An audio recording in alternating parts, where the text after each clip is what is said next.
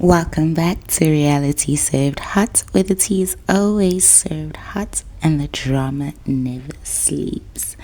Now, in this episode, a lot happened, and I feel like saying clearly a lot happened, but a lot happened, and so ngayo after this clip. Because of number 5. Yeah.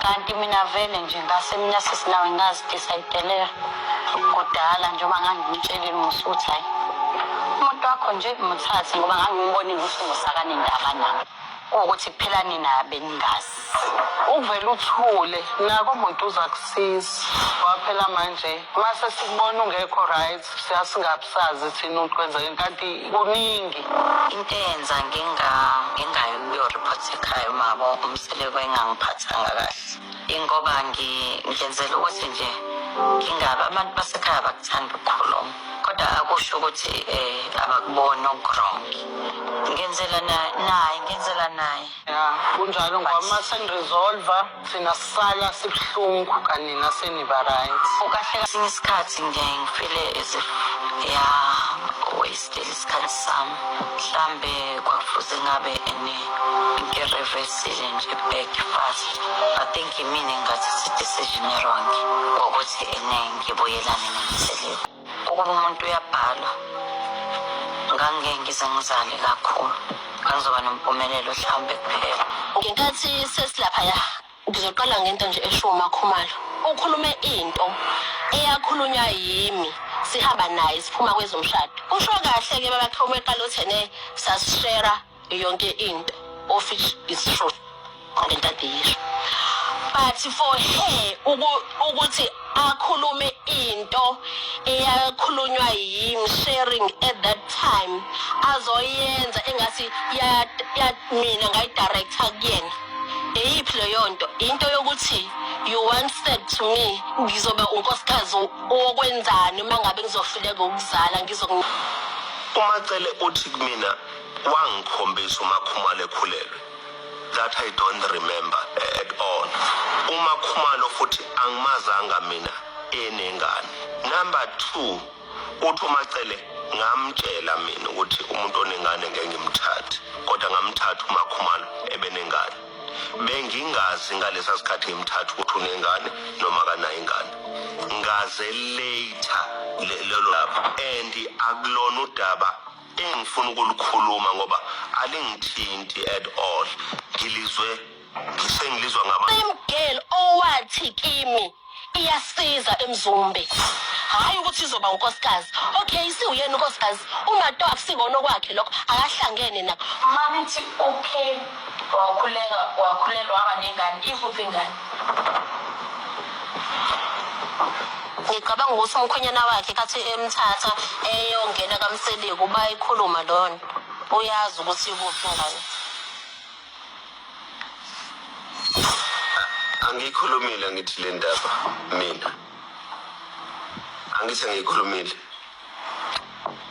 no funa usho phela ukuthi ngiyikhulumile le ndaba noma ngiyikhulumile okay same person Makhumalo okwathi mhlazane ethathile intombazane wayifaka endlini emzini wenu ukuba ngani bayizomzalela ingane noma enze njani but nina nothu nalethi umuntu emzumbe ukuthi azowukhulelwa for uMakhumalo uMatolo akazange sayingene lo yonto ngoba kwakuyinto yenu even abanye abantu bemfaka uMato washo uMato wathi akazingene into zomakamera abantu wena babayiki nawe Thobile laba bayi2 uMayeni benomangwabi bangidinele ukuthi mina angithathanga iphathi yabo yokudina noma yokulwa nina nilethile umuntu lapha igcekeni angizange ngingene lapho ngoba kwakuyinto yenu engahlangene one izinto ezikhulunywa umaceli angifuni ukuthi zikhona noma azikho angifuni futhi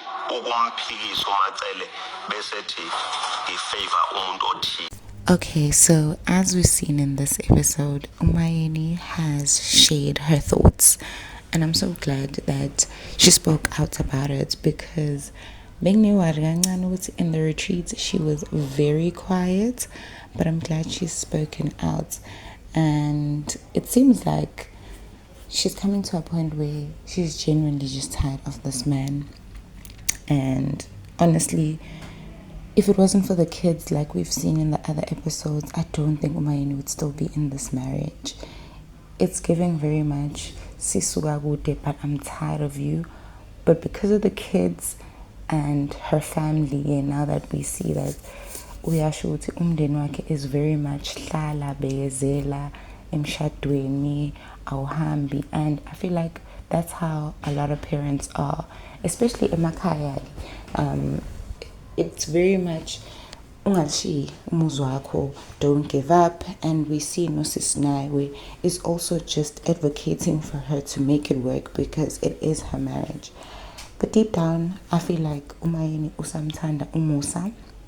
However, she's just sick of his drama and all of the things that come with being with him. But Umtanda, I genuinely feel like she still loves that man. You can see it when she speaks.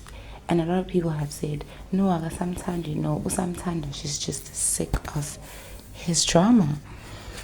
Now moving to Umacele. Macele made a lot of accusations. For now, we're going to say it's accusations because Musa did not confirm anything and we haven't heard anything from Makumalo, but a lot was said and we need evidence.